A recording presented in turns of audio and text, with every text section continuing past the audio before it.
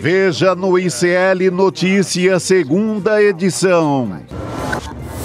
O adeus a Mujica. E os que não querem amor de seu povo, que se dediquem a outras coisas. Ex-presidente do Uruguai morre aos 89 anos em decorrência de câncer. Porque quando meus braços se vayam, habrá miles de braços substituindo a luta. Circo na CPI das Bets. Senadores e assessores tietam influencer ouvida como testemunha na comissão. Liza, obrigada aí pelo carinho. Câmara contra o STF. Hugo Mota diz que poderes precisam fazer autocrítica e Luiz Roberto Barroso responde. Aliança contra tarifaço de Trump. Lula critica protecionismo dos Estados Unidos e diz que relação do Brasil com a China nunca foi tão necessária. China e Brasil estão determinados a unir suas vozes contra o unilateralismo e o protecionismo. O ICL Notícias, o jornalismo verdade, está no ar.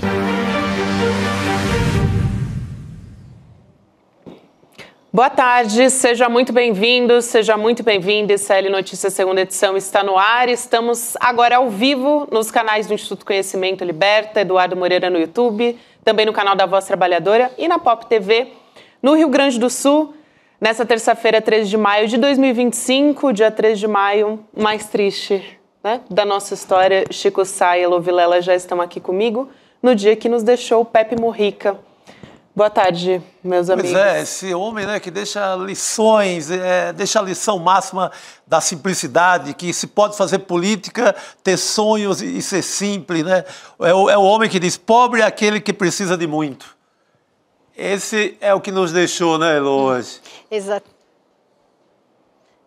Exatamente. É muito triste, mas eu acho que da vida dele, né, a gente tira tantos exemplos e tantas lições que acho que a gente tem que comemorar muito esses 89 anos de vida, dedicados quase todos eles a, como ele mesmo dizia, essa luta, esse sonho doido de tentar fazer o mundo um lugar um pouquinho melhor.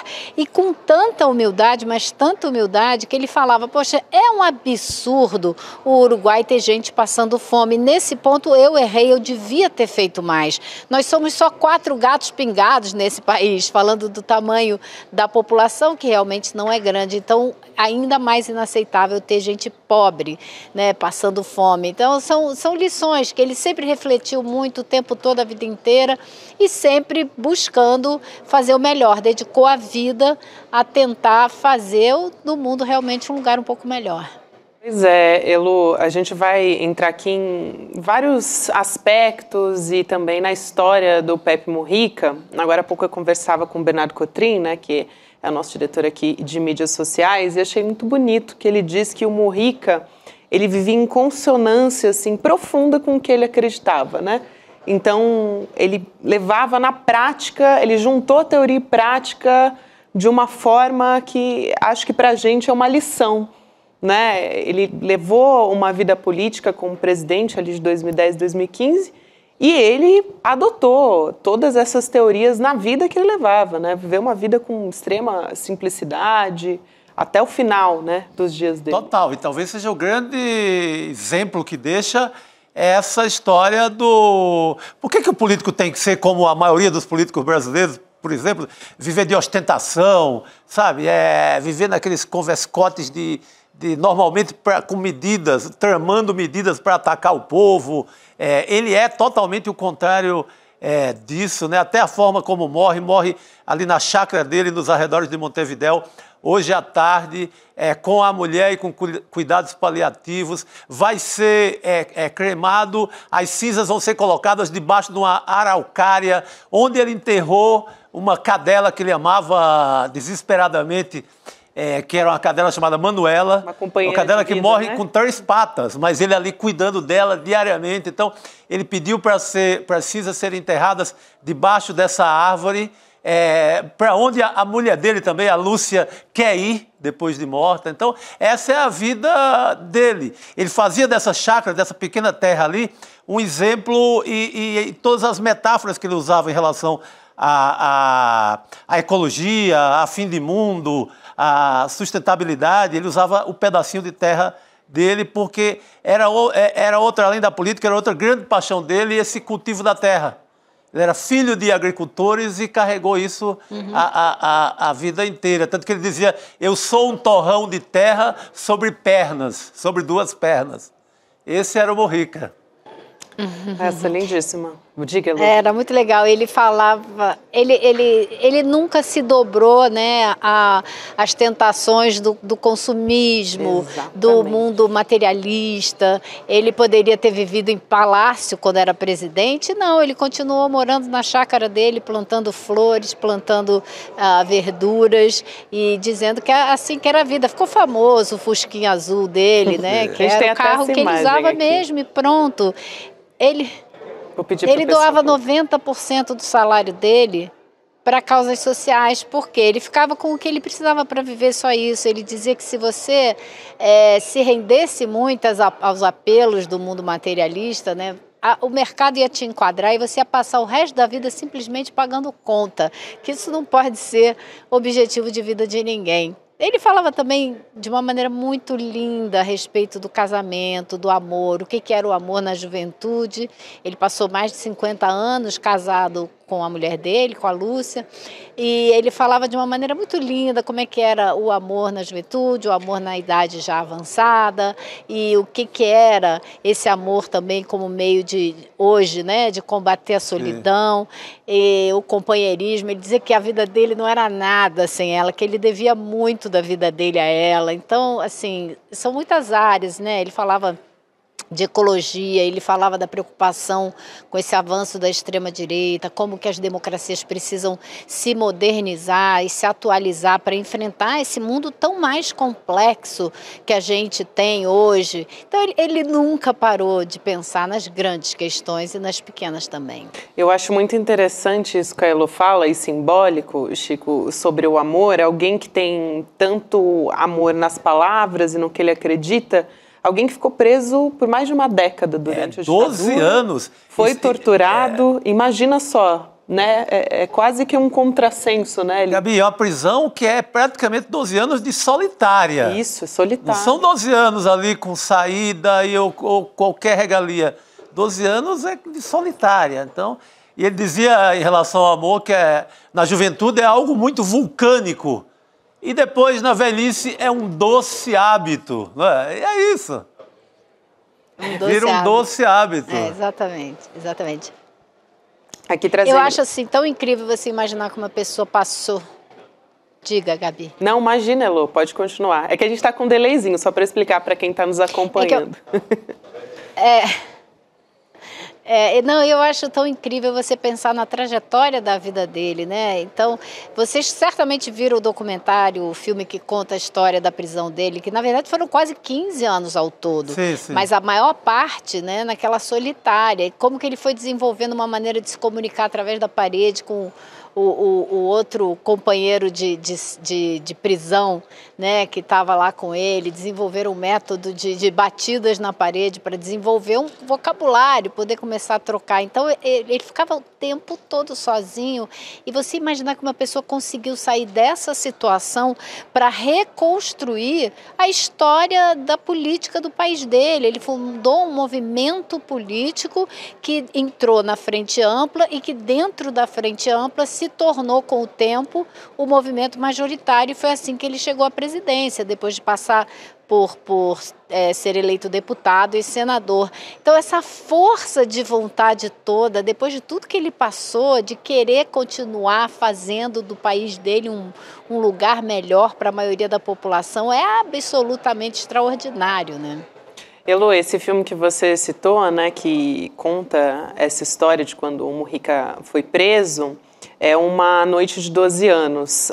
Eu aproveito também para trazer um pouquinho de informação sobre isso, porque o Mujica ele foi guerrilheiro, né, entre os anos 60, 70, que é justamente o que conta a história do filme, integrando o grupo dos Tupamaros, que até aparece também, é contado nessa história do filme. Então, é muito simbólico que ele lutou tão bravamente, tão fortemente contra a ditadura no Uruguai, passou todo esse tempo preso, como o Chico ressaltou, 12 anos, pelo menos, em solitária, completamente sozinho, né, completamente isolado, em condições de tortura, e ainda assim ele tem palavras tão amorosas para falar sobre a vida, sobre as pessoas, sobre as crenças que ele tem e manteve até o final da vida, e vivendo nessa consonância, né? Ao longo de toda a vida, não se deixou corroer pelo Exato. Não, isso é muito bonito, porque ele não tem ali um discurso amargo, hora nenhuma. Eu vi outro filme que eu acho o melhor filme sobre ele, que é um filme do Emir Kusturica, que chama Pepe el Supremo, Pepe o Supremo. É que ele com o Kusturica, assim, eles estão numa intimidade, tomando um chimarrão e conversando sobre a vida. A única hora que eu vejo assim, que ele era um homem que lacrimejava, ele está sempre com o olho marejado ali, né? Sempre o olho molhado de lágrimas assim, ao longo da vida. E o único momento que ele dá uma parada assim, repensa, é quando é perguntado sobre filho. Ele não teve filho. E nesse momento, assim, ele deixa pelo olhar que poderia ter tido. E faz quase uma confissão que passou a vida cuidando dos outros e não deu tempo, acabou não tendo um filho e tal. Mas sem grande mágoa, mas é uma única nota, assim, de ter uma certa melancolia no olhar dele. Eu achei que ela ia... Essa história eu não conhecia, não. É muito interessante. Não, essa história eu não conhecia, é super comovente, porque ele deve ter ficado pensando, né? Sim. As outras coisas. Agora, fato é que ele tem milhares de filhos no Uruguai. Né? Ele deixou milhares de filhos no Uruguai e no mundo, porque muitos de nós, né, fomos impactados e temos nele um exemplo, uma admiração profunda. Eu gostaria muito de poder viver a minha vida com a coerência que ele viveu e com a plena entrega à luta constante de, como eu já disse aqui mais uma vez hoje, né, de tentar fazer um mundo um pouco melhor. Não foi à toa que ele foi aplaudido de pé na direção na OEA, até pela Hillary Clinton, que estava lá na época, quando ele foi à última reunião que ele ia como presidente participando da reunião da OEA. E todos se levantaram e o aplaudiram de pé. Isso não acontece com qualquer um, né? É verdade, Elo. E aí, a gente tem... Muita gente até conseguiu visitar o Mujica só indo até o sítio dele. Sim. Foi essa história, né, de jornalistas, de pessoas, enfim, que queriam conhecer o Pepe Mujica, iam até o sítio e diziam, olha, ele recebia todo mundo. Tinha café para todo mundo lá. E aí, as chimarrão. Pessoas chegavam ali no sítio e falavam, queria conversar com o Pepe Mujica. E ele, às vezes, né, estava lá na plantação, enfim, mas ele parava, o carro dele vinha chegando, conversava com todo mundo, enfim. As pessoas, conhecem pessoas que têm histórias de ter conhecido o Mujica dessa maneira e ele atendia todo mundo da mesma forma. Enfim, até brasileiros, nesse caso, que foram lá, ele não fazia ideia de quem eram, né, para receber, para conversar, enfim, sobre a vida, sobre política. Ele que foi um organizador, né, na verdade, reorganizou a Frente Ampla lá nos anos 80, então uma coalizão que reúne diversos espectros ali, socialistas, nacionalistas de esquerda, né, Chico, Elô, comunistas, social-democratas, e a Frente Ampla ganhou 4 eleições, desde a redemocratização do Uruguai, que a gente está conversando aqui, e aí o Mujica foi o presidente até por um período relativamente curto, né, que foi de 2010 e 2015, mas deixou um legado, ele foi um símbolo muito importante, né, não só para o Uruguai, mas para a gente também.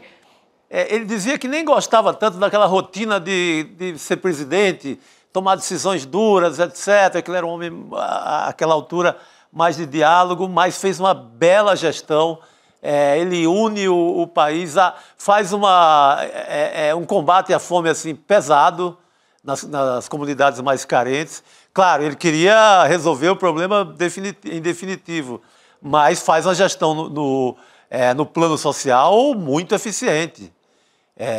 E ele prepara os direitos civis também, né, Chico? Exato. Ele prepara, deixa o Uruguai assim, em ritmo de avanço até agora, sabe? É uma grande...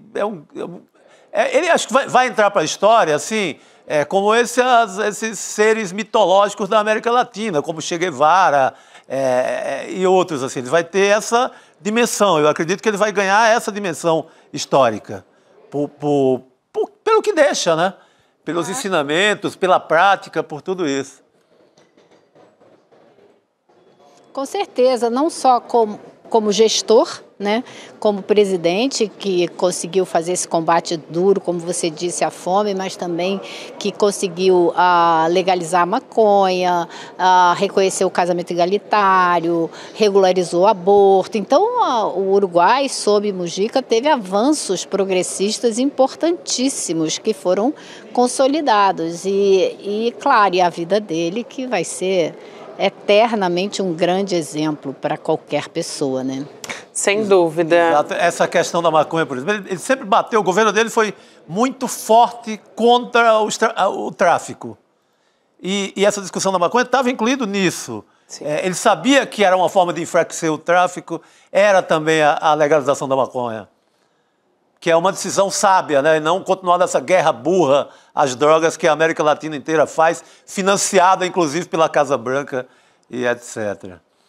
Eu queria trazer um pouquinho, Elô e Chico, da repercussão sobre a morte do Pepe Mujica, né, que é um líder tão importante mundialmente, mas principalmente um símbolo importante para a América Latina, para a gente aqui. E aí, quando ele morreu, foi uma grande comoção, e o primeiro a noticiar a morte do Pepe Mujica foi o presidente do Uruguai, o Yamandu Orsi, e que foi para as redes sociais, né, para dizer que estava ali comunicando o falecimento com uma dor muito profunda, né, do companheiro do Pepe Mujica, enfim, militante, presidente, uma referência, né, e que vai fazer muita falta a todos, né, e agradecendo por todo o amor que ele deixou ao povo. Ele não diz nem ao povo uruguaio, né, porque ele deixou, acho que, a sociedade como um todo. Aqui no Brasil também, o Ministério das Relações Exteriores do Brasil publicou uma nota a respeito disso. Acredito que em breve o próprio presidente Lula deve se manifestar a respeito disso, porque é um amigo de longa data, né, do presidente Lula esteve também. com ele em várias ocasiões, né, mantiveram uma amizade longa. Muito longa. E aqui, na nota do Ministério das Relações Exteriores, vou ler só um trechinho aqui, diz o seguinte: grande amigo do Brasil, o ex-presidente Mujica foi um entusiasta do Mercosul, da Unasul e da CELAC, um dos principais artífices da integração da América do Sul, da América Latina e, sobretudo, um dos mais importantes humanistas de nossa época. O seu compromisso com a construção de uma ordem internacional mais justa, democrática e solidária construiu exemplo para todos e todas. Então ele fala do legado, essa nota também fala do legado do Pepe Mujica, guiando todas e todos aqueles que genuinamente acreditam na nossa capacidade de construir um mundo melhor para as futuras gerações. Até Chico e Elô, foi uma característica muito forte das eleições recentes no Uruguai. Até as falas do Mujica foram nesse sentido, né? Até as propagandas políticas de um futuro melhor para as gerações que iam permanecer com o legado do Pepe Mujica, né, Elô? Exatamente. Você sabe que no ano passado ele não veio, né? Mas ele enviou uma mensagem gravada para uma reunião que aconteceu aqui no Brasil do Congresso Internacional do Centro Latino-Americano para o Desenvolvimento. E nessa reunião, nessa mensagem que ele mandou, ele mostrou uma grande preocupação com a formação de gestores para justamente a democracia não se perder, como parece às vezes que está se perdendo diante do avanço da extrema-direita, com o apoio das mídias sociais, desses algoritmos que ficam levando as pessoas para o extremismo de direita. Então ele falou bastante disso. Agora, uma pessoa que falou dele de uma maneira muito bonita hoje também, que eu estava lendo agora há pouco, foi o Pedro Sanches, da Espanha. Ele disse uma frase que eu achei maravilhosa. Ele falou assim: a política faz sentido assim quando é vivida com o coração, como foi o caso do Pepe Mujica. Muito bom. Bela definição, bela definição. E o mais extraordinário assim no Mujica é que também todo esse amor, né, todo esse lirismo, falando da vida, do amor na juventude, do amor na velhice, mas uma coisa ele não esquecia, dava sempre, quando falava de sistema financeiro, ele sempre citava uma frase clássica do Brecht, que é aquela de o que é roubar um banco diante de fundar um banco. O que é roubar um banco em comparação a criar um banco? Que é uma frase clássica do Bertolt Brecht, e ele nunca esquecia essa frase. E ele, como guerrilheiro, esteve envolvido em ataques a bancos e etc., e isso não saía do horizonte dele. Que excelente essa frase. Muito e distribuía o dinheiro para os pobres, né? Roubava o banco e distribuía o dinheiro para os pobres. Sim, não, toda a prática, é tudo coerência aí, né? É impressionante. Até o fim da vida, com certeza.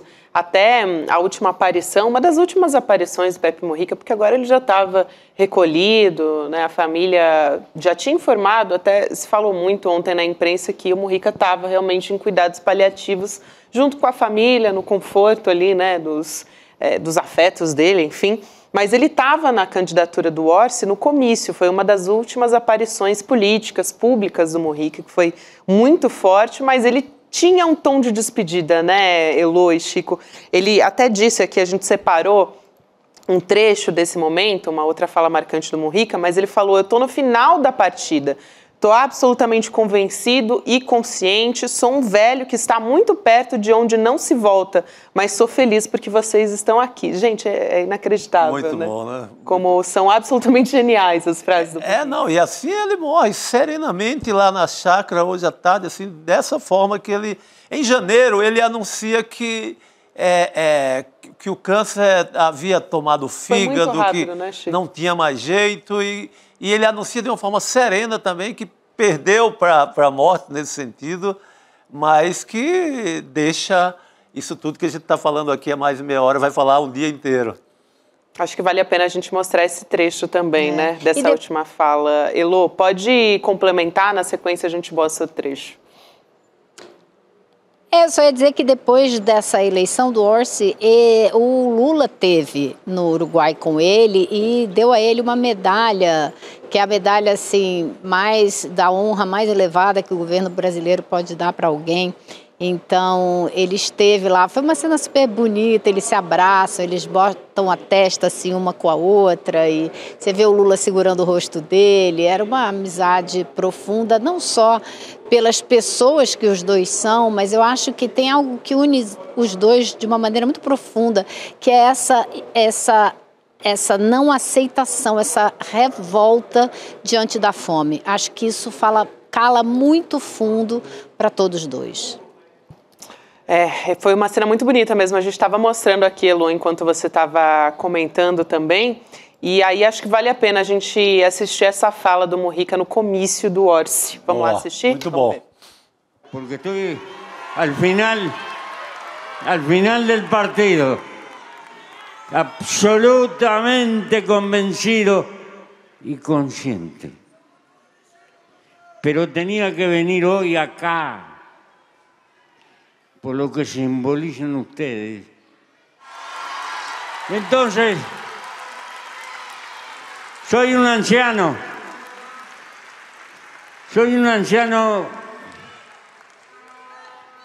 que está muy cerca de emprender la retirada de donde no se vuelve. Pero soy feliz porque están ustedes. Porque cuando mis brazos se vayan, habrá miles de brazos sustituyendo la lucha. Y toda mi vida dije que los mejores dirigentes son los que dejan una barda que los supera con ventaja. Y hoy están ustedes. Ai, que última fala. Bela forma de falar, né? De falar dos seus herdeiros políticos, né? Que estavam ali no palanque e iriam seguir comandando o Uruguai.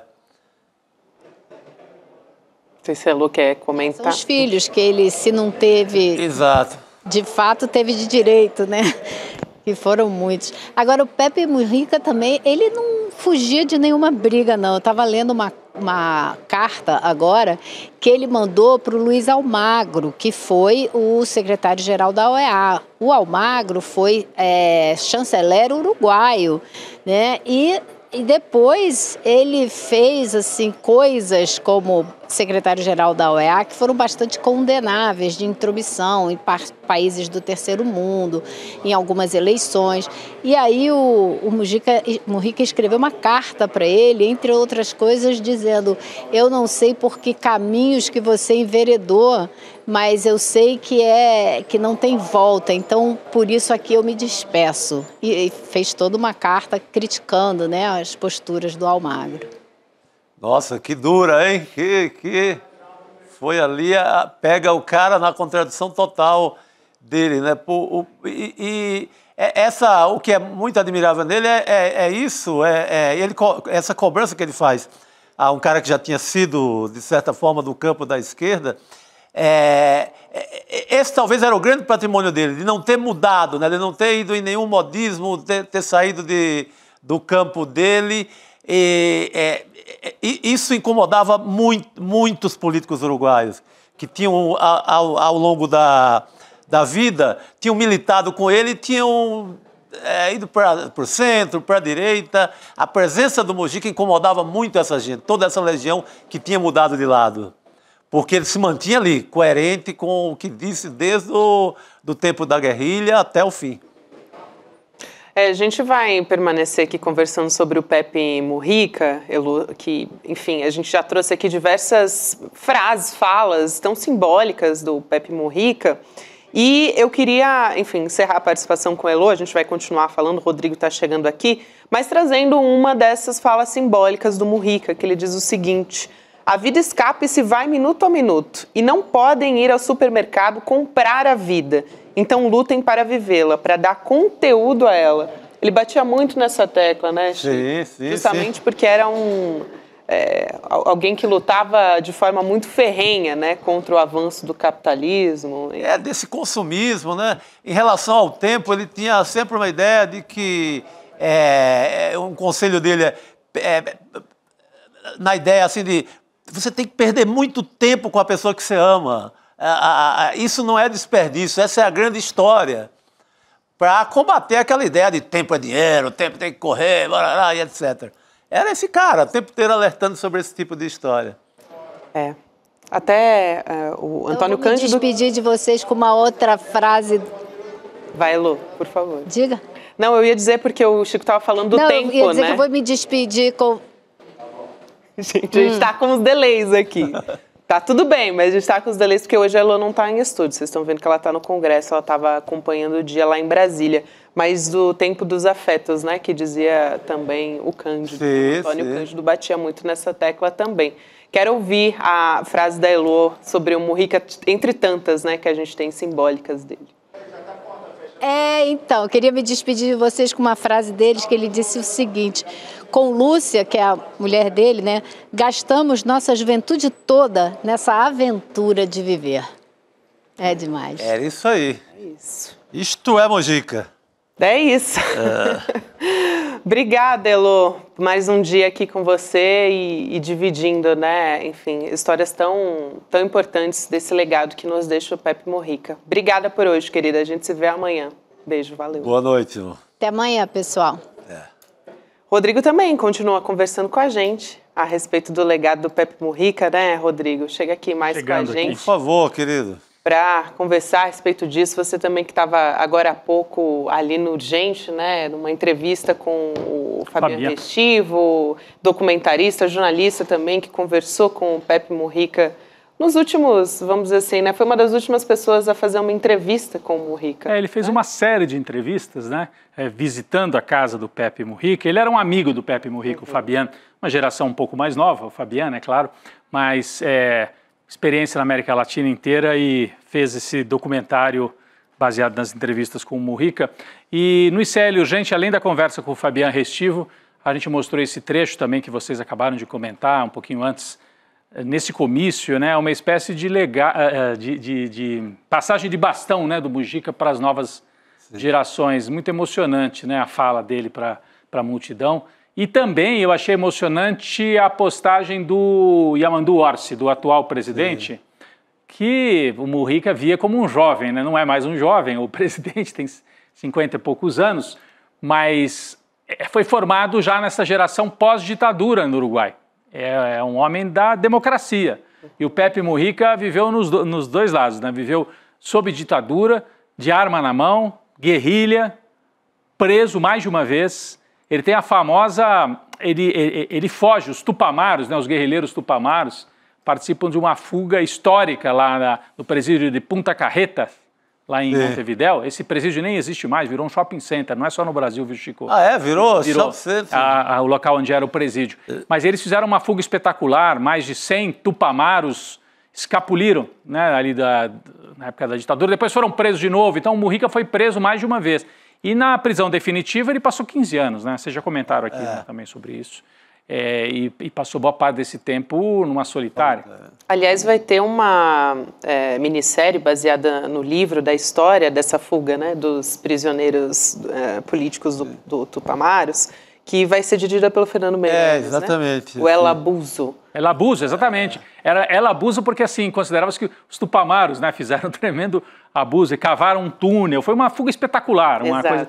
E você viaja lá para Montevidéu, eu fui num restaurante ali nessa região de Punta Carretas, e aí tinha lá, debaixo do restaurante, uma área que o pessoal dizia, isso aqui é o que restou de um dos túneis dos Tupamaros, é um pouco uma mitologia, que a gente não sabe se aquele lugar é realmente um túnel ou era um subsolo de um prédio, né? Mas no restaurante eles apresentavam assim, isso aqui os Tupamaros usaram para fugir do presídio que ficava logo aqui, agora tem um shopping. Mas os Tupamaros tinham uma mitologia no Uruguai e no mundo inteiro. Os Tupamaros de um país pequeno, né, em termos de população, ficaram conhecidos no mundo inteiro pelas ações espetaculares. E porque eles não eram ortodoxos na ideologia, eles não eram assim, aquela coisa União Soviética, marxismo, leninismo, eram de esquerda, revolucionários, mas tinham uma linha assim nacionalista e muito uruguaia mesmo, tanto que era movimento de libertação nacional, né? Nesta linhagem de que vamos resgatar um socialismo na linha uruguaia, sem imitar os outros. Exato. Isso aí. Então, o Mujica vem dessa tradição, né? Aliás, a gente vai ter a oportunidade de falar mais a respeito disso, da história do Pepe Mujica, novamente com o Fabian Restivo. Daqui a pouco ele vai voltar com a gente aqui no ICL Notícias segunda edição, para a gente poder continuar contando essa história, né, pelo olhar de alguém que conviveu tanto tempo com o Pepe Mujica. E a gente vai transmitir o filme que foi dirigido pelo Restivo hoje às 8h30 da noite também, o Conversas com o Mujica. Eu tinha falado 9, então é 8h30, né? 8h30. Conversas com Pepe Mujica. Uma bela homenagem aqui, né? Aliás, esse filme que a estreia foi aqui no ICL, né? Pelo Brasil. Agora, era essa história a guerrilha deles, queriam fazer uma guerrilha uruguaia. Sim. É tanto que eles recusavam também, porque toda a América Latina se inspirava muito na guerrilha em Cuba. Com os cubanos, sim. E eles, meio que, assim... Pode ter pego uma coisa ou outra como inspiração, mas não tinha essa de modelo cubano, não. Exatamente. Chico, sabe que eu estudei isso no meu doutorado? Dede? Sim. E você conversando e lendo os textos, falam muito sobre isso. Como que, claro, tinha uma relação com Cuba, porque quando também a coisa apertou, Cuba era um lugar onde eles podiam, alguns exilados foram para lá e tal, mas eram muito ciosos assim, vamos fazer do nosso jeito. E era uma guerrilha urbana, até porque o Uruguai não tem selva. É um país plano, com a capital com 1,5 milhão de habitantes. Então era uma guerrilha que atuava nos centros urbanos, não tinha nada a ver com a guerrilha da Sierra Maestra, a guerrilha do Fidel Castro e tal. Então, um caminho original. O Mujica sempre, ele não foi o único, né? Ele foi uma das lideranças, tinha vários líderes importantes, Raul Sendic e outros tupamaros, mas ele foi o que teve vida mais longa na democracia depois, né? É isso. A gente, aliás, eu quero aqui lembrar que hoje vai ser 8h30, né, da noite a transmissão, porque a gente tem hoje às 7 horas o Precisamos Conversar sobre os assuntos da semana. Então a gente vai colocar aqui na tela, no Precisamos Conversar de hoje, a gente não vai falar sobre o Pepe Mujica porque todo mundo, né, as meninas, elas gravaram hoje de manhã, então a morte do Pepe Mujica foi um pouquinho depois. Hoje à tarde, um pouquinho antes do ICL Urgente. Na semana que vem elas vão ter a oportunidade também de falar sobre o legado do Mujica. Mas olha, a pauta tá quente, pauta continua quentíssima, os assuntos da semana são o conclave, né, e o novo Papa, o Papa Leão XIV, aliás, entrando na questão das mulheres na Igreja Católica. Então, uma discussão bastante interessante. Também falando, gente, tá uma febre mesmo essa história dos bebês reborns, né? Pelo amor de Deus. Eu, nesse caso, sou como a Glória Pires, não tenho como comentar. Você não é capaz de opinar? Não, não sou capaz de opinar. Olha, a minha opinião é um tanto quanto polêmica, então vou guardar para mim. Vou guardar aqui meu condição de réu primário. Réu primário.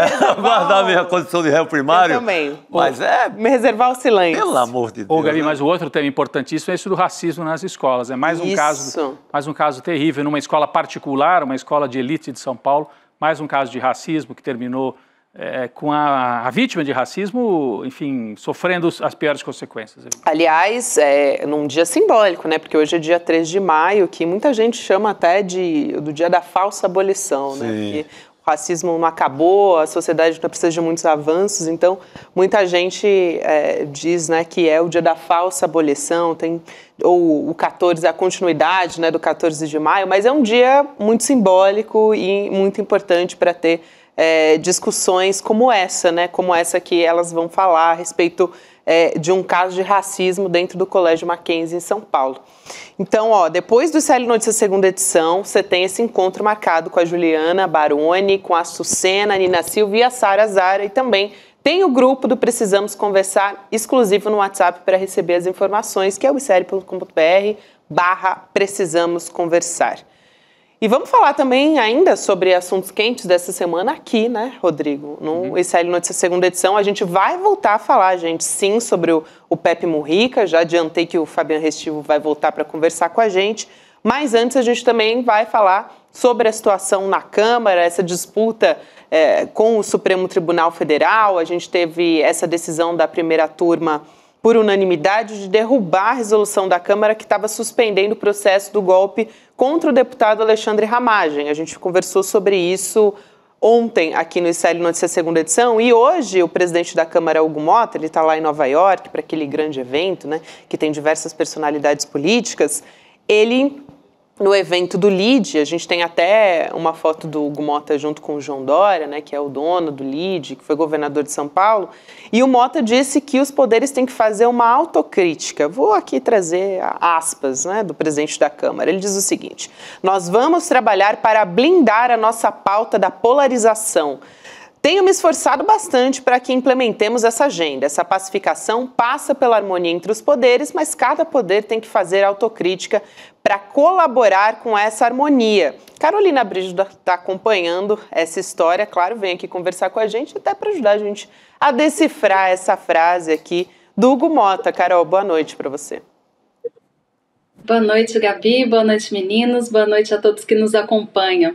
Sim, a gente olha para essa história do Hugo Motta e muita gente ficou um pouco impressionado dele ter pautado essa votação que liberaria o Ramagem dessa ação penal. Mas eu acho que mais importante do que a gente ver o que o Hugo Motta faz é a gente ver o que o Hugo Motta não faz. O Hugo Motta, ele tem evitado pautar aquele projeto que é mais importante, que é a anistia geral para todos os acusados de golpe. O Hugo Motta também não pautou a CPI do Judiciário. Então, assim, continua engavetado. Tem aquele projeto, tem um monte de projeto tramitando no Congresso, que é aquele chamado pacote anti-STF. Uma dessas propostas, inclusive, facilitaria para o impeachment de ministros do STF. Também existe uma proposta que propicia que uma decisão do STF seja derrubada pela Câmara, se houver votos suficientes para isso. Então, na verdade, o Hugo Motta está guardando esses assuntos todos dentro de uma grande gaveta, e nesse caso do Ramagem não foi surpresa nenhuma que o Supremo derrubaria. O próprio Supremo já tinha avisado a Câmara que não é bem assim, que não dá para suspender a ação penal que é relativa a um crime que ocorreu antes do mandato do parlamentar, ou seja, esses crimes de golpe, esses crimes de tentativa de golpe, eles foram cometidos, a maioria deles, antes do Ramagem tomar posse na Câmara dos Deputados. E pela regra constitucional, você só pode suspender o que foi cometido enquanto o mandato estava acontecendo, ou seja, só aqueles crimes relativos ao 8 de janeiro de 23. Então, o Hugo Mota sabia muito bem que esse caso seria derrubado no STF, mas precisava fazer um aceno ali interno para os deputados da bancada bolsonarista, já que ele está deixando de pautar essas outras propostas que seriam muito mais afrontosas ao STF do que essa questão do Ramagem, que já tinha jeito certo de morrer ali no Supremo Tribunal Federal. Então, enquanto as pessoas estão aqui no Brasil falando que existe uma crise entre os poderes, Hugo Mota e Luiz Roberto Barroso estão ali, nas mesmas pautas, nos mesmos eventos em Nova York, rindo da cara da gente, provavelmente, porque assim, não tem crise, eles têm uma relação muito boa, tem uma relação institucional muito boa entre Hugo Mota e Supremo Tribunal Federal, não apenas ao ministro Luiz Roberto Barroso, é uma relação institucional muito profícua, muito melhor, aliás, do que a relação anterior de Arthur Lira com o STF. Até o presidente do Supremo, o Barroso, também estava no evento lá no LIDE e falou, né? Ele comentou essa fala do Hugo Mota sobre os poderes terem que fazer uma autocrítica e tal, e a gente também separou essa fala do ministro Luiz Roberto Barroso. Vou abrir aspas aqui, então, para o Barroso, a gente também vai colocar aqui na tela, dizendo o seguinte: o presidente Hugo Mota conduz muito bem a Câmara dos Deputados. As relações com a Câmara são muito boas e o Supremo desempenha o seu papel de interpretar a Constituição. E acho que o faz da medida adequada. Temos um arranjo institucional no Brasil que faz com que uma grande quantidade de matéria chegue ao Supremo, mas as relações com os poderes são institucionais, extremamente cordiais. Tá também uma relação muito mais tranquila, de fato, né, como disse a Carol, com o Hugo Mota na presidência da Câmara do que quando era Arthur Lira até. E talvez o Hugo Mota tenha deixado correr solta essa votação, que é uma afronta ao Supremo, por saber que ela não prosperaria depois, em nada. Morreria, a extrema-direita faria ali uma festa, jantaria feliz, tomaria ali uns goróis e tal, e acabaria por aí. No café da manhã já estava de novo de ressaca. Exatamente, talvez com essa consciência que deixou rolar, em nome de não colocar o projetão mesmo da anistia em votação. Certo. O que se vê muito em Brasília, né? Esse teatro, eu faço que te agrado, tu faz que fica contente e assim vai andando a República. Andando para trás, às vezes. Exatamente. E Barroso sabe disso. Barroso sabe que o Hugo Mota precisa fazer um movimento ali interno para também não se descolar tanto de seus pares, né? Então acaba sendo uma política de redução de danos essa de Hugo Mota. Ok, não vou pautar os mais afrontosos ao Supremo, mas preciso fazer um movimento, um sinal aqui para os deputados que estão à minha volta. E provavelmente eles estão lá, Hugo Mota e Luiz Roberto Barroso, nos jantares desse evento, enquanto aqui a gente está cogitando algum tipo de crise. É importante a gente dizer que crise institucional é diferente de atrito, é diferente de tensão. Essa tensão entre os poderes, ela sempre vai existir, porque, claro, existe uma disputa ali, né? Os parlamentares querem decidir alguns assuntos, mas nem sempre há consenso e muitos desses temas acabam no Supremo Tribunal Federal. E o STF, ele é demandado, chegam ações para que o STF julgue. Por mais que o Supremo espere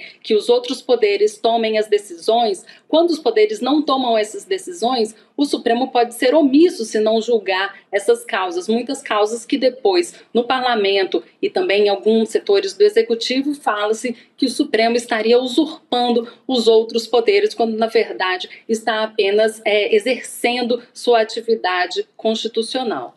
E o Barroso exercendo o seu gosto, né, por participar do debate político. Eu li hoje uma nota de que ele está cogitando, vocês viram isso? Não sei se a Carolina Brígido viu, que ele está cogitando antes dos 75 anos, bem antes disso, se aposentar e, quem sabe, pleitear uma embaixada fora do Brasil, Carol. Isso circulou hoje em alguns sites, o Luiz Roberto Barroso, né? Como a gente sabe, o ministro do Supremo pode ir até os 75 anos de idade, mas ele estaria cogitando uma um atalho aí para uma embaixada, o que abriria a possibilidade do Lula nomear mais um ministro para o Supremo Tribunal Federal.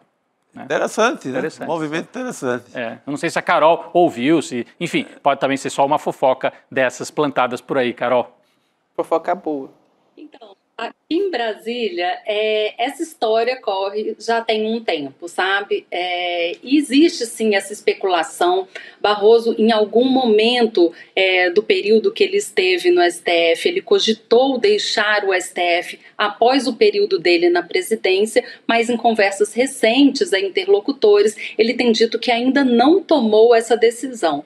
Eu acho que tem muito mais cara do Planalto está querendo uma vaga a mais ali no Supremo Tribunal Federal do que uma decisão propriamente dita do ministro Luiz Roberto Barroso. Ele ainda não teria tomado essa decisão, ele tem até setembro, né, para decidir, porque é quando termina o mandato dele na presidência. Quando o ministro do Supremo deixa a presidência, ele volta à bancada normal, continua sendo um ministro, e o próximo ministro vai ser o ministro Fachin, e Barroso ainda não tomou essa decisão, ele está ali em compasso de espera. É claro que no Planalto o Barroso é visto também como um aliado, né? Então, abrir ou não uma vaga agora seria uma vantagem para alguém que fosse mais jovem e que tivesse mais tempo para ficar lá até os 75 anos de idade.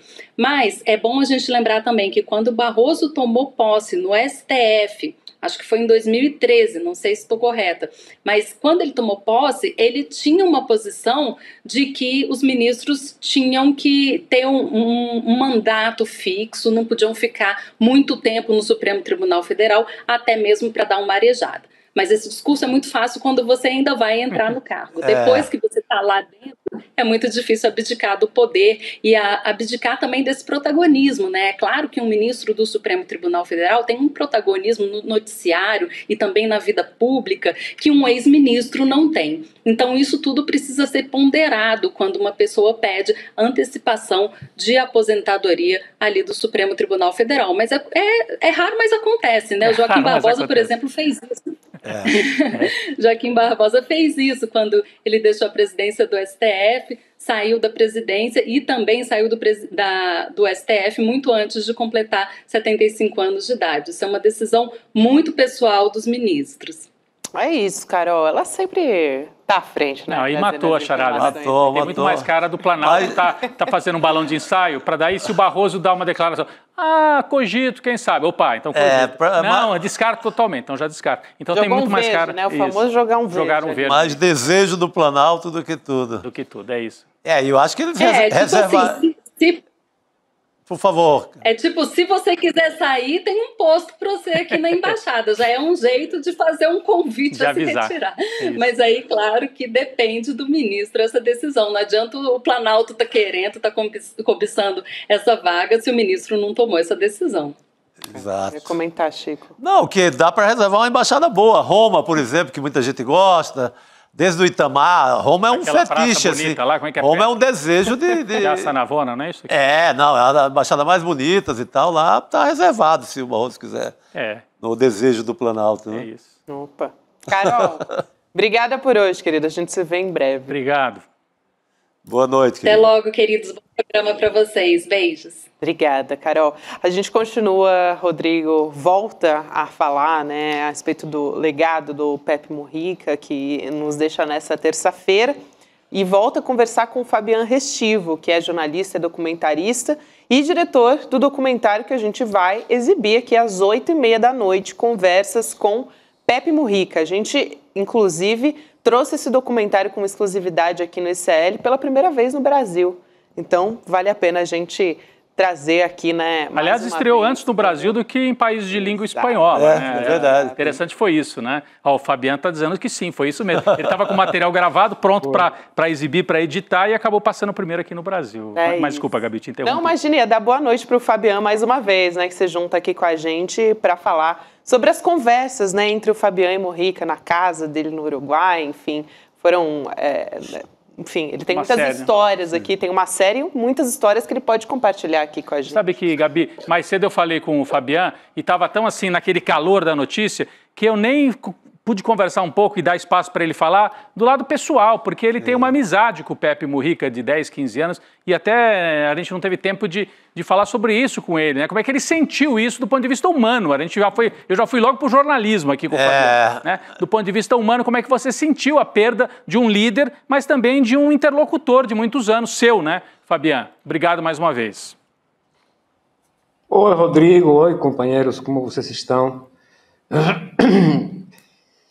Você sabe que às vezes acontecem coisas e você vive algumas situações ao longo da vida com algumas pessoas e você não tem, quer dizer, você tem a consciência de com quem você está, mas não tem aquela coisa de eu estou falando com um líder mundial, especialmente pelo fato de que, como eu falava o outro dia contigo, Rodrigo, quando eu precisava tirar férias da vida, eu vou para o Uruguai. Então, aquilo acontece assim de...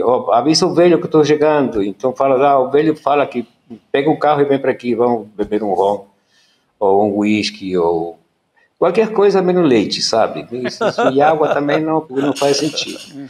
Então, quer dizer, um amigo com que você vai, fala, sabe? Chega à noite, de repente janta e você vai embora à tarde e tal.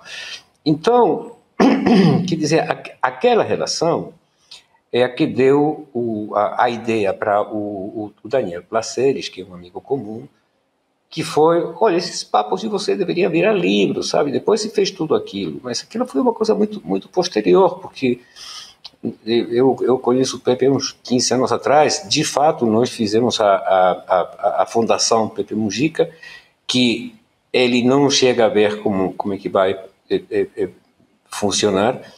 E quando eu falei para ele, bom, você tem que ser o presidente, né? A fundação leva teu nome. E ele falou, não, vai pra porra, eu não quero isso. Eu vou de vocal, eu vou de último, não precisam falar nada disso.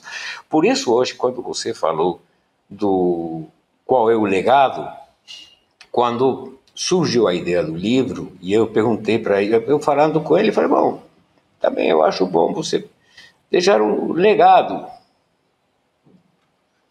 A xingadeira que eu engoli. Ele ficou bravo. Você acha que eu estou para essas merdas de legado? Eu acho que isso aparece no documentário no momento. Você acha que eu estou para ir? Vamos. Falei, esquece a palavra legado. Vamos bater um papo desde dia. É mania de jornalista essa, já pelo visto, né, Gabi? Com certeza. Vamos, então nós fechamos 10 dias. Eu viajei para lá com uma parte da minha equipe. E aí que sai o documentário que vocês vão assistir hoje e o livro Palavras para Depois. Eu acho que foi muito bom. Desculpa, achei que o Fabiano tinha concluído. Não, porque você queria mostrar um trecho, não é? Acho que era legal mostrar logo um trecho, né, Gabi? Justamente, porque ele vamos ver. Né, acho que foi até para o documentário. Vamos trazer aqui vamos ver. Trecho, né, para ele comentando as consequências do capitalismo, enfim. Vamos assistir esse trecho aqui do documentário. Vamos lá. Vivimos 40 años más de promedio que hace un siglo. ¿Qué te parece? No es poca cosa. Pero justamente el peligro está que seamos víctimas del propio éxito. Como tantas cosas humanas tienen una cara positiva y otra negativa. Hemos hecho cualquier relajo con la naturaleza y dale que es tarde, que parece que es infinita, y que el que viene atrás que arregle y ya va a arreglar.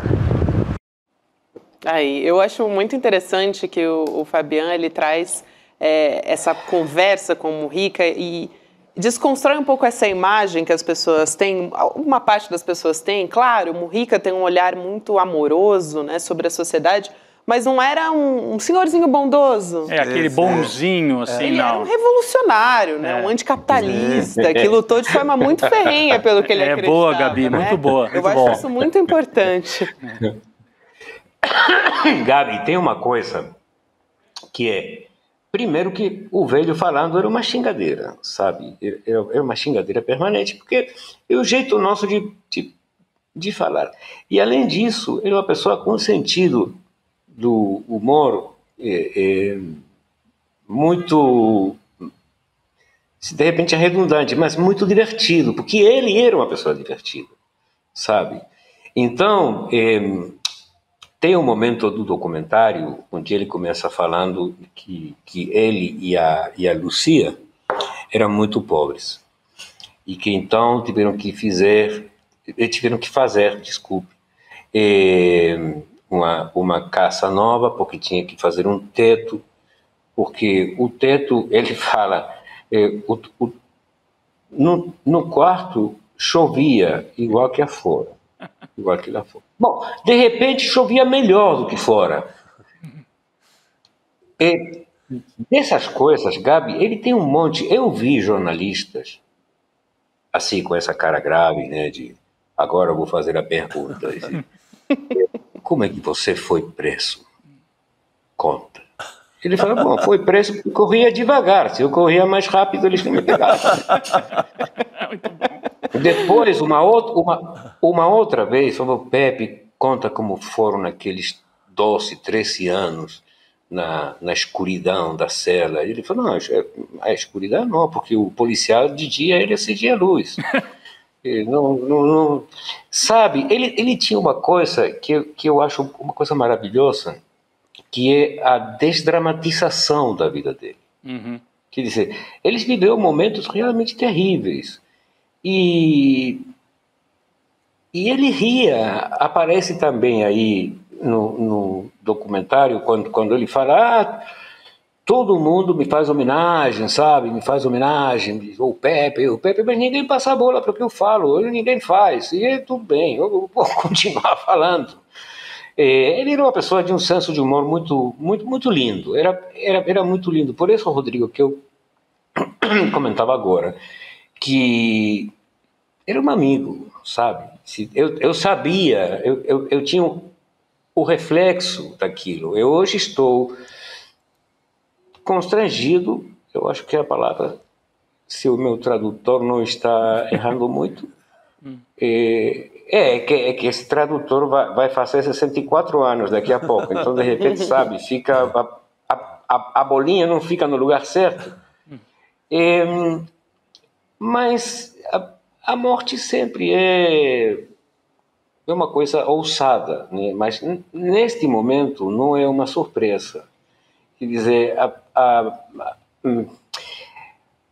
o maior peso que eu tenho hoje, que eu agradeço, de qualquer forma eu agradeço, é que eu tenho meu telefone estourado, sabe? Fabiano, lamento muito.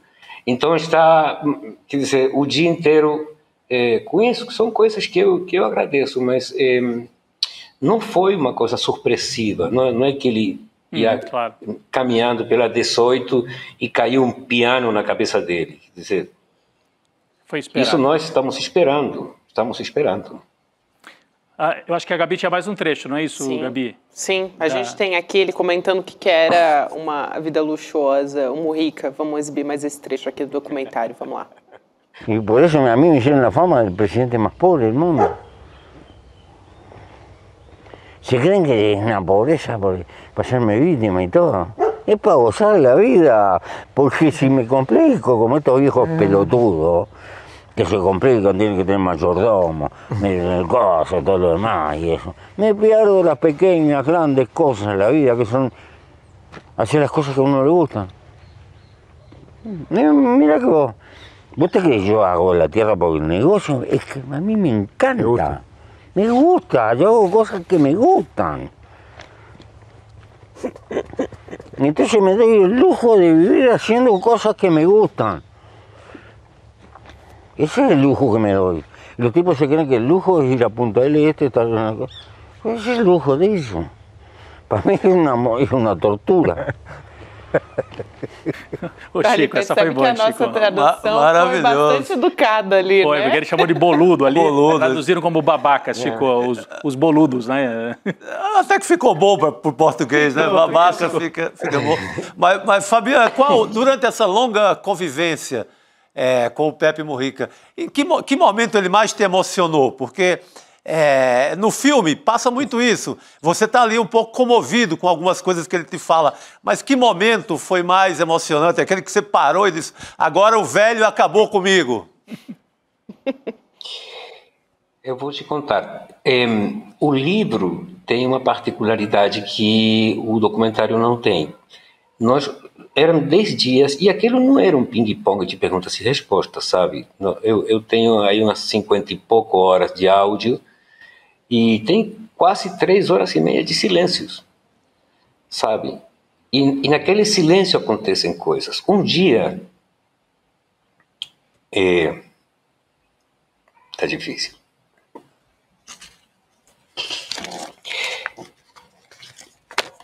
Um dia estávamos sentados no galpão do fundo. Chovia. Estávamos em silêncio. Você tem aquelas bolhas da chuva, aquelas bolhas que caem aí. E estávamos olhando o desenho que a água fazia com o óleo que tinha deixado o trator quando ele passa. Sabe, aqueles cores, aquela coisa estranha. E eu tinha medo de quebrar aquele momento, mas eu queria fazer uma pergunta que surgiu assim danada. E falei, Pepe, você sonha? Eu estava esperando uma resposta, assim. Ele tardou uns 15 minutos em responder. Ele nem olhou para mim, seguiu olhando as bolhas e falou, não. Isso foi um momento para mim privadíssimo, sabe? Isso foi um momento privado. Porque acontecia alguma coisa no ar naquele momento. E eu imaginei qualquer coisa, mas que ele não sonhava. Isso foi o momento. O resto tem um monte de coisa, sabe? Falar com ele era uma coisa muito rica, porque eu tive a sorte, e realmente foi uma sorte pessoal, de que ele gostasse muito de bater papo comigo. Então, aquilo era filosofia, xingadeira. Quer dizer, nós pegávamos um personagem da política local e até que não acabávamos com a vida dele, o papo não tinha fim, sabe? Não era bonzinho assim, mesmo, Gabi, não era nada bonzinho assim. Como você não, pelo amor de Deus, não. É um mito, né, que você criou. Bom, uma das coisas que eu falei com a Lucia, quando surgiu a ideia do Pepe, de fazer o livro, a Lucia me falou, você vai ter cuidado com o que você escreve. Eu falei, não, eu não tenho que ter cuidado de nada. Por quê? Porque o problema dos livros de Pepe é que cada um escreve o que imagina. Eu vou ser textual. Posso ser textual? Tem menores ainda na tela? Bom, sei lá. Pais, tira o filho daí. Então, a Lucia me fala, porque cada um, sabe, escreve o que imagina do Pepe. Eu leio esses livros, aí o Pepe não come, não caga, não xinga, não faz nada, sabe? Ele é um anjo. Canonizado, né? E de fato, eu falei, não, eu vou fazer um livro com tudo o que acontece. Então, um dia estávamos fora, sentado fora, estava frio, e eu fui ao banheiro 3 vezes. O banheiro é uma árvore atrás do galpão do fundo. Então, quando eu volto, eu falo, velho, escuta uma coisa. Você tem 30 anos mais do que eu. Eu fui ao banheiro 3 vezes, você não foi nenhuma. E ele falou, mas a diferença é que você não tem que estar de olho para não molhar o sapato. E eu sim. Sensacional. Quer dizer, eu tenho, lógico, a tristeza, né? Você perde uma pessoa querida, isso não é uma boa notícia nunca. Ainda você esteja esperando aquilo. Mas as minhas lembranças frescas, novas, aliás, eu fico muito rindo. Que bom. A gente também, né? Muito bom.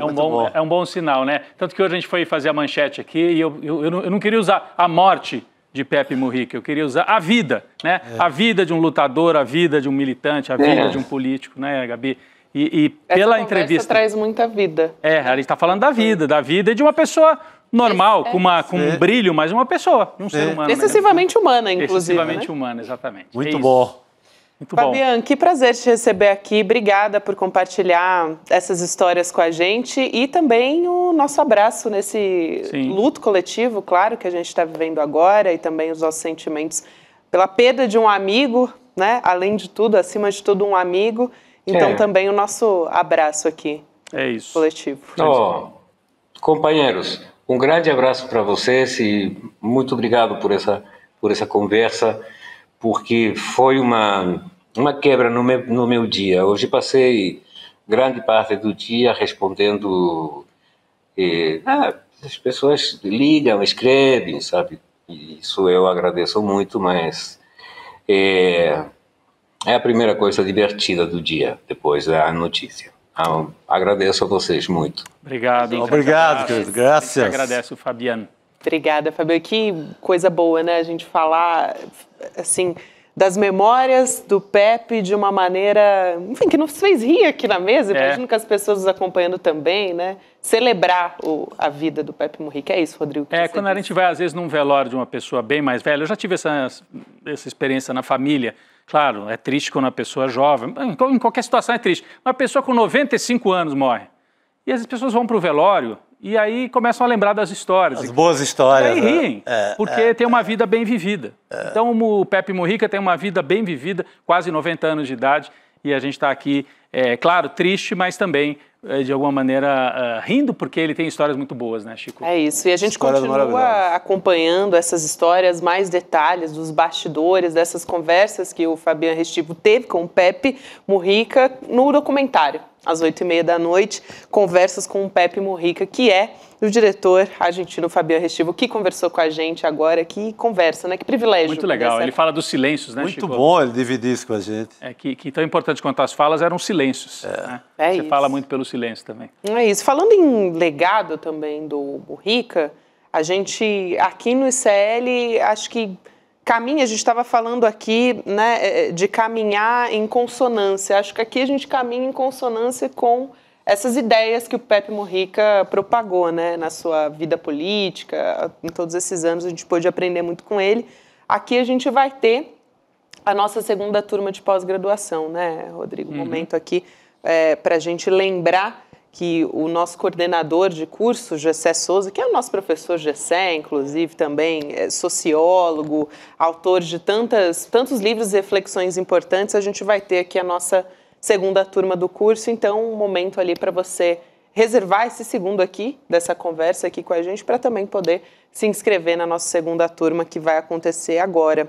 Quinta-feira, você pode se inscrever em icln2.com.br para acompanhar a aula magna, porque as elites odeiam o povo brasileiro, dia 15 de maio, 8h da noite, que vai ser essa conversa com o Gessé, com o Edu Moreira também, falando da nossa... É uma pergunta que o Pepe Mujica faria, né? Não só em relação ao Brasil, mas por que as elites odeiam o povo? Valendo para toda a América Latina. O caso especial do Gessé é que ele é um estudioso da realidade brasileira. O Mujica faria essa pergunta no Uruguai e faria na América Latina. O Mujica é um grande amigo do Brasil também, né? Não sei se a gente falou disso, mas quando o Lula esteve preso, ele teve um papel fundamental. Eu lembro de assistir uma palestra do Mujica com o Lula. Na véspera da derrubada da Dilma, ele veio ao Brasil, participou de manifestações. Então, ele tinha noção do que significava perder o Brasil para a extrema-direita e depois perder a Argentina para a extrema-direita. E o Uruguai conseguiu resistir. Isso, e era um receio dele justamente, era um receio, né? Mas lá resistiu. É isso, então a gente vai ter na quinta-feira, 15 de maio, 8h da noite, faltam 2 dias, portanto, né, para a gente ter a nossa aula magna aqui no ICL. Você pode se inscrever apontando o QR Code ou então em icln2.com.br. Falando nos nossos conteúdos aqui, né, especiais, vocês já ouviram o podcast novo aqui do ICL? Vontade de ouvir de novo já.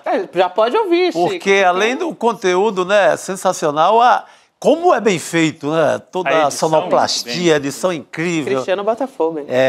Coisa de quem entende. De primeira que a gente tem aqui, um ano de investigação, gente, do Igor Mello, também com a coordenação da Juliana Dalpiva, mostrando um império financeiro, né, patrimonial que foi construído pelo Silas Malafaia, pelo pastor Silas Malafaia, e a gente teve já a exibição, né, a publicação do primeiro episódio. Em breve, sexta-feira, a gente vai ter o segundo. Só que a gente já exibiu o primeiro episódio e o pastor Silas Malafaia acusou o ICL Notícias de ter mentido na reportagem. A gente trouxe a Juliana Dalpiva e o Igor Mello para conversar com a gente, comentar essa resposta do Silas Malafaia. Eu vou dar boa noite para eles, meus colegas aqui, que, aliás, mais uma vez, estão de parabéns pelo No Alvo, que está, assim, excelente. Boa noite para vocês, queridos. Boa noite.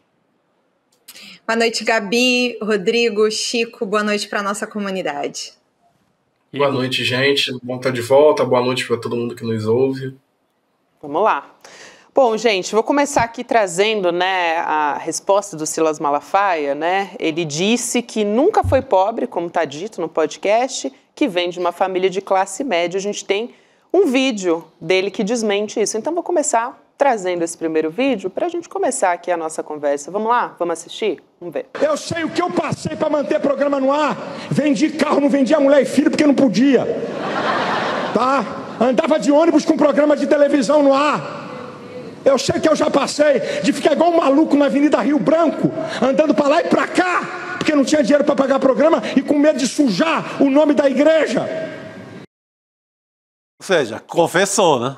Ele disse que ele tinha problemas financeiros. A questão, né, acho que a Juliana e o Igor podem explicar melhor. Ao responder ao podcast, ele quis dizer, pobre eu nunca fui. Eu sempre fui de classe média, mas para os fiéis dele, ele dizia o contrário, né? Juliana e Igor. Então, começa daí, né? Assim, eu acho que tem vários pontos para responder a resposta do Silas Malafaia, não é isso? Exatamente, Rodrigo. Um dos primeiros tópicos que o Malafaia falou no vídeo de 26 minutos. No vídeo de 26 minutos que ele gravou ontem para atacar o ICL, sobretudo o Igor, ele começou falando isso, que ele não era de uma família pobre. Só que quando muda aí a audiência, a plateia, né, Rodrigo? Ele fala sobre as dificuldades, sobre os problemas. Então, esse vídeo que vocês acabaram de ver é um dos áudios que está no podcast, mostrando esse problema de que ele conta a história que ele quer, dependendo do interlocutor. Eu acho que vale a pena a gente trazer um outro ataque do Malafaia aqui do ICL, que ele diz que o patrimônio dele nunca foi misturado com o da igreja, e a gente tem o vídeo a respeito disso também aqui. Então a gente vai trazer aqui mais esse, vamos voltar a conversar com a Juliana e o Igor na sequência. Vamos lá. Ele diz várias vezes que eu sou o dono da igreja e que há uma mistura e uma confusão entre o meu patrimônio e o patrimônio da igreja. Patrimônios da igreja estão em nome da igreja. O que eu tenho da igreja é salário, eu não tenho participação em nenhuma arrecadação da igreja. E aí ele usa, porque eu tenho um carro da igreja que eu uso, ele diz, ele tinha um Corolla e agora um Commander, carros de luxo. E aqui a gente tem o documento que foi assinado por ele de maneira eletrônica, né, Juliana, Igor aqui, pelo próprio Silas Malafaia, né, tanto como responsável pela Assembleia de Deus, como pela editora Central Gospel. Aqui está na tela, a gente já separou aqui a assinatura eletrônica do Silas Malafaia na Assembleia de Deus Vitória em Cristo, também editora Central Gospel, que são os negócios da família. Acho que Juliana e Igor também podem explicar para a gente melhor, né, destrinchar aqui esse assunto. Gabi, assim, esse documento ele próprio compartilhou nesse vídeo de ataque a gente. E ele mostra muito do que a gente está falando, basicamente, que ele assina por várias pessoas jurídicas ao mesmo tempo, no mesmo documento, e ele controla todas elas, assim, o dono da igreja está muito aí, é ele que assina os contratos, que decide os gastos que a empresa vai ter, os investimentos que ela vai fazer. Então, assim, fica muito claro nesse próprio contrato que ele divulgou, volta a falar, que sim, ele é o dono da igreja, o CNPJ tem o nome dele, ele toma todas as decisões, não é um ambiente democrático ou com uma governança institucional que tem outras pessoas tomando decisões, assim. Aqui também, gente, a compra de uma aeronave que foi usada pelo Silas Malafaia também desmente, de certa forma, né, o pastor Silas Malafaia. A gente tem aqui a fala dele a respeito disso. Vou também trazer esse trecho em vídeo para a gente poder comentar. Vamos lá. O avião custou $1.400.000. Ele hoje vale uns 700, 800 mil. É um avião 1985, tem 40 anos, está velho, dá muita manutenção. E eu estou pedindo a Deus para me dar recurso para comprar um avião mais novo, para eu andar para lá e para cá, cumprindo os objetivos da associação, que é pregar o evangelho. Aí, Igor. Ou Ju, né? A Ju, acho que quer comentar. Vamos lá, Ju. Eu queria comentar que, assim, ele tá ali o tempo todo dentro do vídeo acusando a gente de não ter como demonstrar a confusão patrimonial que ele faz entre a igreja e o CPF dele. E a associação que também é presidida ali por ele, por pessoas da família dele. Mas é esse o ponto, né? Quem decide quem compra o avião? Esse áudio dele? Poxa, mas se ele não é o dono, por que ele está falando que ele é que tem que comprar o jato? Por que ele fala quanto é que ele foi que ele pagou? Entendeu? Então, assim, o discurso é todo contraditório. Ele fala o tempo todo como quem toma as decisões. Então, como é que você vai separar o que é do Malafaia e o que é da igreja, o que é da associação? Essa é a questão. Quem tem mais poder que o presidente da própria igreja? Quem manda no Malafaia, se não é o próprio Malafaia? Exato, não é o Silas arrecada e o Malafaia gasta.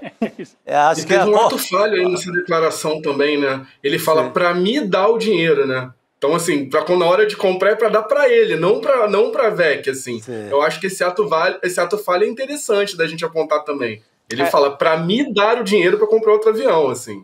É muito bom, eu estava conversando com o Igor no Em Detalhes, que foi pro ar hoje de manhã, quase como o Pelé e o Edson, né? Pelé e o Edson. Silas, o Malafaia, como se tivesse ali uma a separação é essa. E outra, ele fala que é para ir daqui para lá, de lá para cá, para pregar o evangelho. Não é só para pregar o evangelho, é para fazer a campanha da anistia de Bolsonaro. Uma campanha que ele se orgulha de financiar.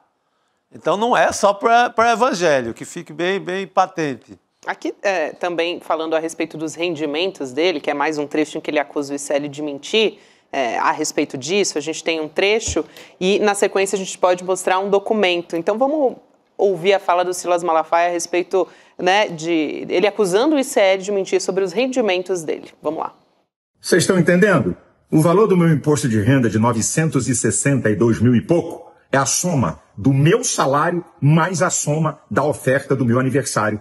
Eu não vou dizer quanto é o meu salário, nem quanto foi a oferta, que eu não devo essa satisfação a ninguém. Aí, Igor, se você quiser explicar, porque a gente tem aqui o documento, a gente pode colocar aqui na tela, que foi obtido esse documento pelo Igor e pela Juliana, com a declaração de imposto de renda do Silas Malafaia, não é isso? Então a gente vai colocar aqui na tela, se você puder explicar também, a gente já está com o documento aqui. A gente tem que chamar o VAR aqui, né? Porque fica complicado. O pastor faz essa distinção de que esse valor de 962 mil que a gente está vendo na tela, que é o que ele declarou ter recebido da igreja dele em 2018, não seria só o salário dele, teria também uma parte do dinheiro, que ele não estipula qual que seria uma oferta que ele ganha de presente dos fiéis no aniversário dele. Só que só tem um problema aí. Ele, assim, esse documento, o imposto de renda dele, não faz nenhuma distinção disso. Não tem nenhum elemento que indique que isso não é só o salário. Ele também não informa, não dá nenhum outro elemento que diga que parte disso é oferta. E nos anos anteriores essa oferta não aparece. Ele diz que fez um propósito na igreja de até 2016 não receber nada. Mas assim, ele não dá nenhuma evidência de que isso não é o salário dele. Assim, ele teve a oportunidade várias vezes de esclarecer isso, inclusive quando nós procuramos ele. E assim, só agora ele veio com esse argumento de que isso é uma oferta. Não veio, por exemplo, nos quase 20 áudios que ele me mandou na semana passada, respondendo as perguntas objetivas que a gente fez a respeito desse imposto de renda. Ele traz uma nova versão e não traz nenhum elemento para corroborar isso. A gente tem que acreditar na palavra do Malafaia, basicamente.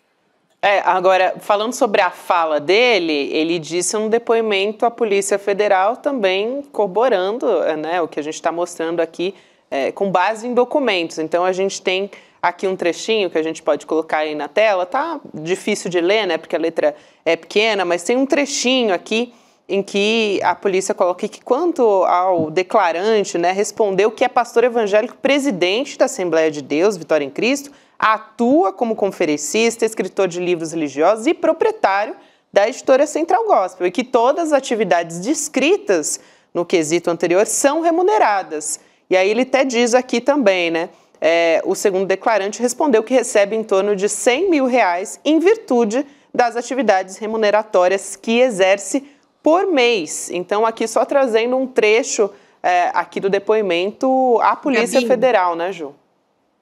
Exatamente. Assim, esse trecho é muito importante porque ele diz duas coisas que a gente precisa sublinhar ali. A primeira, ele fala que ele é presidente da igreja e que essa atividade é remunerada. Ele fala que a renda mensal dele é R$100 mil. O Igor acabou de falar aqui sobre a oferta de aniversário. Inclusive, o nosso querido Will De Luca aqui cobrou a gente explicar o que é oferta de aniversário. Oferta é o que o Malafaia chama, é a maneira como o Malafaia chama doação. E a oferta de aniversário é a doação do aniversário. No aniversário, eles ficam... Inclusive tem isso no vídeo dele. Ele promovendo ali, instigando as pessoas a doarem um presente para ele, ou seja, uma quantia de um valor alto no dia do aniversário. Então... no vídeo ele quer falar que essa doação, que esses 900 mil seria uma doação. Veja que nesse depoimento da Polícia Federal, ele fala que a renda dele mensal é 100 mil. Não é uma doação mais, não é a tal oferta de aniversário. Se você pegar 100 mil todo mês, um ano, dá quanto, gente? 1.200.000, né? Então...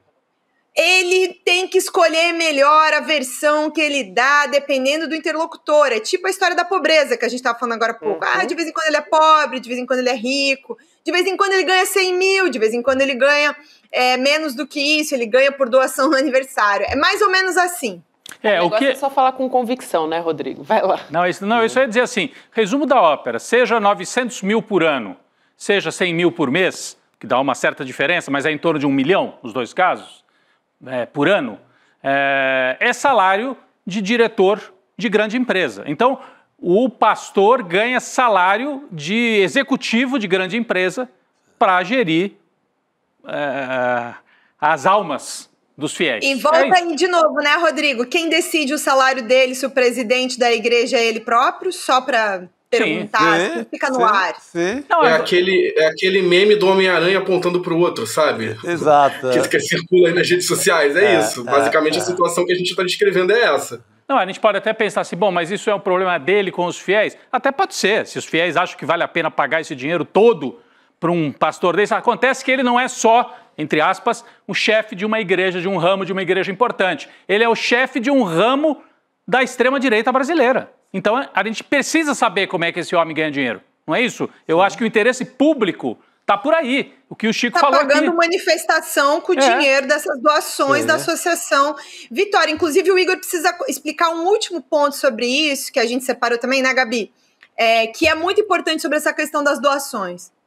Vamos lá, a gente tem aqui as documentações, Ju, Igor, tenho também um trecho aqui de uma resposta dele ainda. Vocês querem também que a gente coloque aqui, ele falando sobre os pagamentos, né, da igreja dele, que é a Assembleia justamente, para o Malafaia, né? Então, a gente tem esse trecho aqui também que a gente pode colocar e na sequência a gente tem alguns documentos provando, né, o que já está dito no podcast, que é basicamente tudo que foi dito no podcast é uma investigação jornalística, então com base em documentação e nos dados. Então vamos assistir essa fala e a gente volta aqui a conversar. Vamos lá.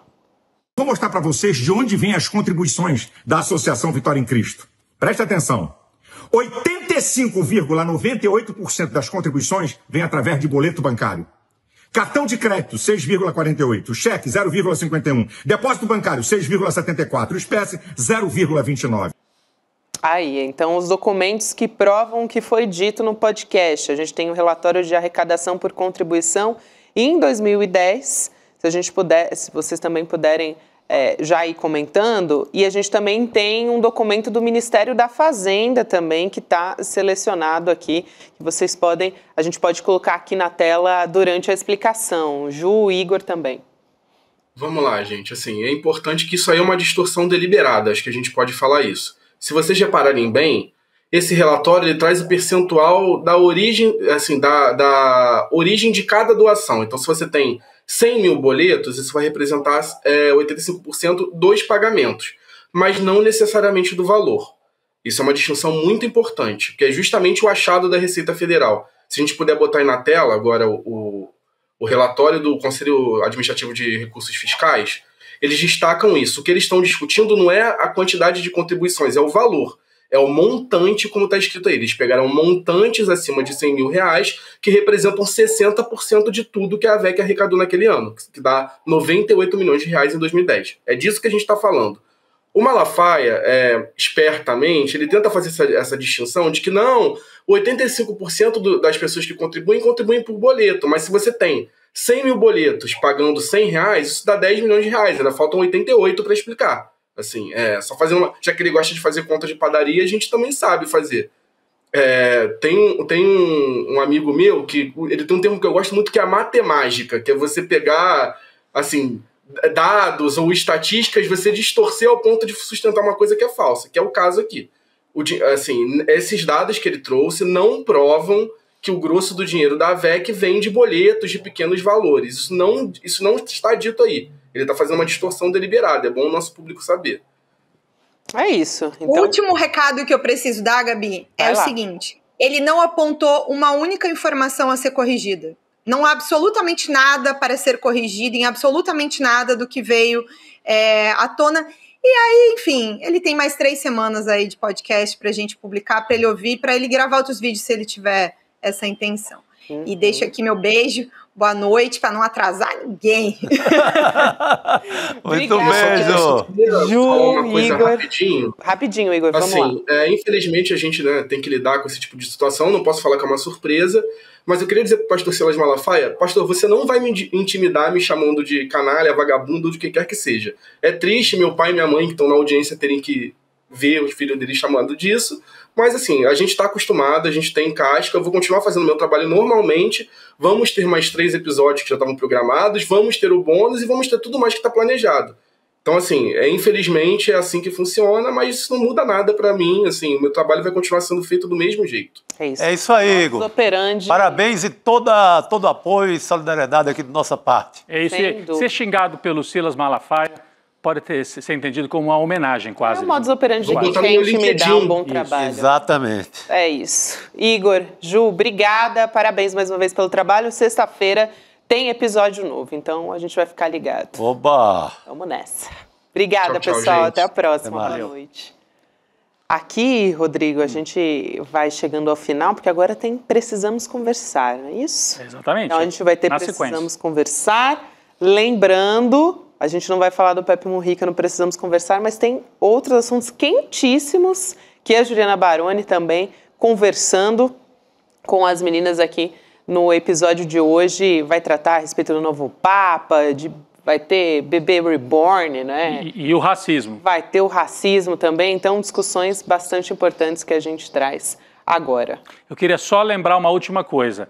Quem assina a newsletter do ICL vai ter acesso primeiro ao 2º episódio do podcast. Na sexta-feira para todo mundo. Mas se você quiser ouvir primeiro, estiver ansioso, assina a newsletter. Aí você tem acesso logo na quinta-feira, logo depois do N2, né? E também tem acesso a outros conteúdos importantes a partir do momento que vira assinante da newsletter do ICL. É isso aí, Gabi e Chico. Valeu. Muito bom, Maravilha. gente. Agora Precisamos Conversar, depois tem Espiritualidade. Na sequência, a gente vai ter o documentário do Pepe Mujica. Vamos nessa, amanhã a gente está de volta e a gente deixa aqui a nossa homenagem, claro, ao Pepe Mujica, né? Hasta sempre. Viva o grande Pepe!